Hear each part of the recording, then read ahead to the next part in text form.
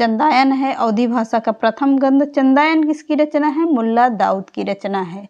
अगला है उक्त व्यक्ति प्रकरण। उक्त व्यक्ति प्रकरण, उक्त व्यक्ति प्रकरण किसका ग्रंथ है? तो यह है दामोदर पंडित का। किसका? दामोदर पंडित का है। अगला है नूर मोहम्मद की दो रचनाएं कौन सी हैं? तो नूर मोहम्मद की दो रचनाएं हैं इंद्रावती और अनुराग वासुरी। कौन सी? इंद्रावती और अनुराग वासुरी। अगला है ब्रज भाषा की मुख्य बोलियां हैं। ब्रज भाषा की मुख्य बोलियां कितनी हैं? तो 6 बोलियां हैं, 5 बोलियां। कौन सी? भुक्सा, अंतर्वेदी, भरतपुरी, डांगी और माथुरी। यानी मथुरा की भाषा है ये भुक्सा, अंतर्वेदी, भरतपुरी, डांगी और माथुरी। अगला है स्नेह लीला के रचनाकार कौन है? तो स्नेह लीला किसकी रचना है? विष्णु दास की रचना है। कौन सी? स्नेह लीला। इंपॉर्टेंट है, नोट करिएगा। अगला प्रश्न है ब्रज भाषा का उदय काल क्या है? तो ब्रज भाषा का उदय काल माना जाता है 1000 के आसपास का, जिसमें ब्रज भाषा का उदय काल माना जाता है। अगला है संदेश रासक के रचयिता कौन है? तो संदेश रासक है किसकी रचना? अहद माड़ की रचना। किसकी? अहद माड़ की रचना है। कौन सी? संदेश रासक। अगला प्रश्न है उत्तर प्रदेश सरकार ने, किसने? उत्तर प्रदेश सरकार ने 1947 में जो लिपि सुधार समिति गठित की उसके अध्यक्ष कौन हैं? तो उसके अध्यक्ष कौन होंगे? आचार्य नरेंद्र देव। किसे कहा जाता है? तो आचार्य नरेंद्र देव को कहा जाता है, जो 1947 में जो लिपि सुधार समिति के गठित हुई से उसके ये अध्यक्ष रखे गए थे। कौन? आचार्य नरेंद्र देव। इंपॉर्टेंट है सभी प्रश्न। अगला प्रश्न है लाल कवि द्वारा रचित छत्र प्रकाश किस बोली में लिखा गया है? तो लाल कवि के द्वारा लिखी गई रचना छत्र प्रकाश किस बोली में लिखा गया है? बुंदेली बोली में लिखा गया है। किसमें? बुंदेली बोली में लिखा गया है। अगला हरियाणवी कौरवी किस प्रकार की बोलियां हैं? तो हरियाणवी और कौरवी आकार बहुला प्रकार की बोलियां हैं। किसकी?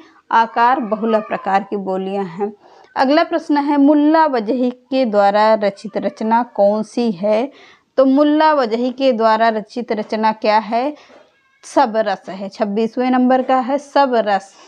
कौन सी रचना? सब रस।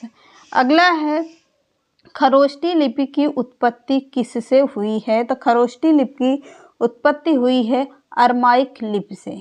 किस लिपि से? अरमाइक लिपि से हुई है। किसकी? खरोष्टी लिपि की उत्पत्ति।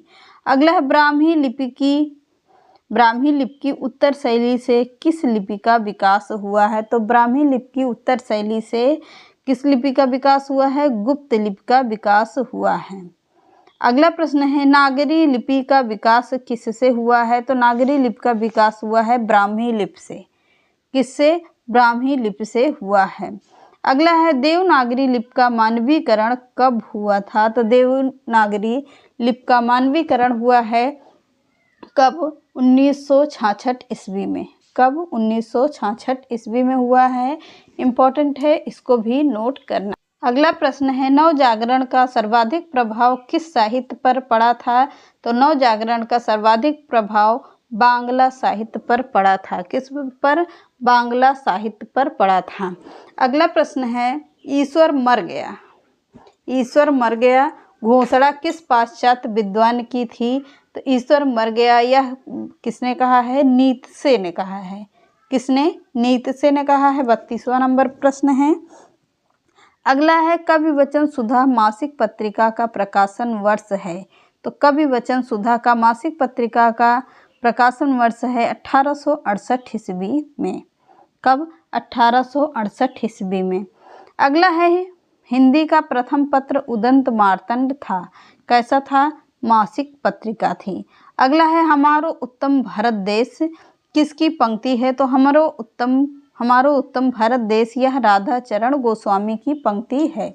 अगला है धन्य भूमि भारत सब रत्नानी, धन्य भूमि भारत सब रत्नानी की उपजावनी किसकी पंक्ति है? तो यह पंक्ति है प्रेम घन की पंक्ति है।